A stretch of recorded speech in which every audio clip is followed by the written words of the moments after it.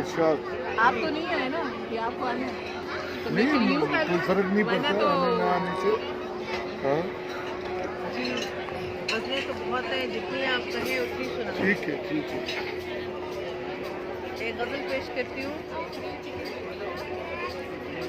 شجر کو ہر گھڑی ایک ڈر رہا تھا. واہ شجر کو ہر گھڑی ایک ڈر رہا تھا. کسی چڑیا کا اس پہ گھر رہا تھا. واہ واہ واہ واہ کسی چڑیا کا اس پہ گھر رہا تھا. اور کہاں خوشبو میرے حصے میں آئی، کہاں شانے پہ اس کے سر رہا تھا. واہ واہ واہ واہ واہ کہاں واہ خوشبو میرے حصے میں آئی، کہاں شانے پہ اس کے سر رہا تھا.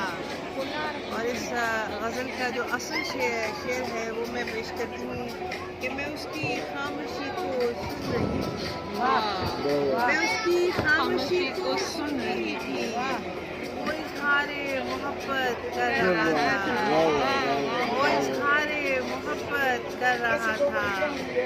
اور اسی باعث کبھی میں مر نہ پائی. اسی باعث کبھی میں مر نہ پائی کہ میرے ساتھ کیا کہ میرے ساتھ کیا کچھ مر رہا تھا. اور شعر عرض ہے کہ عجب بستی تھی رخشندہ کے جسم میں. عجب بستی تھی رخشندہ کے جسم میں. میرے اندر کا انسان مر رہا تھا. میرے اندر کا عجب بستی تھی رخشندہ کے جسم میں.